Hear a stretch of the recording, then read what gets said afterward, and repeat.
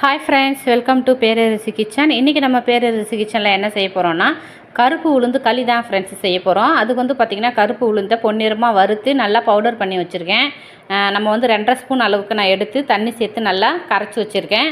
ஒரு கடாயில் வந்து பார்த்திங்கன்னா ஒரு 2 டம்ளர் அளவுக்கு தண்ணி சேர்த்து நல்லா கொதிக்க வச்சுக்கலாம். கூடவே கல் உப்பும் போட்டிருக்கேன். சரிங்களா, நம்ம நாட்டு சக்கரை சேர்த்து செய்கிறதுனால நல்லா வந்து இனிப்பு நல்லா தூக்கி கொடுக்கும். சரிங்களா, அதுக்கப்புறம் தண்ணி கொதித்து வர டைமில் நம்ம மீடியம் ஃப்ளேம் வைக்க போகிறோம். மீடியம் ஃப்ளேம் வச்சுட்டு நம்ம கரைச்சி வச்ச மாவை வந்து நம்ம சேர்த்து விட்டு கை விடாமல் நல்லா கிண்டிகிட்டே இருக்கணும்.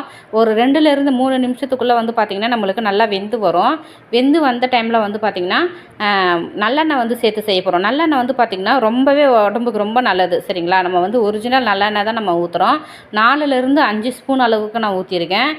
இது வந்து பார்த்திங்கன்னா என் பொண்ணு ரொம்ப விரும்பி சாப்பிடுவா. சரிங்களா, நம்ம பெண்கள் வந்து இந்த சாப்பிட்டோம்னா அவ்வளோ உடம்புக்கு நல்லது. சரிங்களா, இடுப்பு எலும்புகளாம் ரொம்ப நல்லது. 1 கப் அளவுக்கு நான் நாட்டு சக்கரை சேர்த்து செஞ்சுருக்கேன். இது எல்லாமே நல்லா மிக்ஸ் ஆகும் பாருங்கள். நல்லா கலந்து விடும்போது இந்த அளவுக்கு நல்லா மிக்ஸ் ஆகி வரும். கடைசியாக வந்து பார்த்திங்கன்னா ஒரு ஃப்ளேவருக்காகவும் 1 ஸ்பூன் வந்து நான் நெய் சேர்த்துருக்கேன். சரிங்களா, நெய்யை சேர்த்து நல்லா கிண்டி விடலாம்.